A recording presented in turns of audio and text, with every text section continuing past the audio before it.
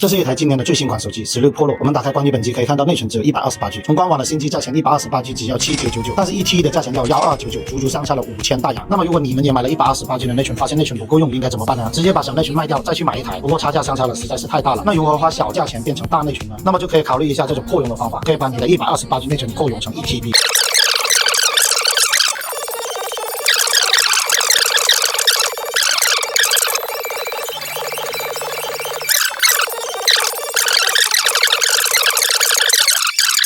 最后使用保压机保压恢复原有的气密，再打上尾插螺丝。又一台16 Pro 1TB 出来了。现在都2024年了，扩容的技术已经是非常成熟稳定了。有需要扩容的兄弟们可以赶紧冲！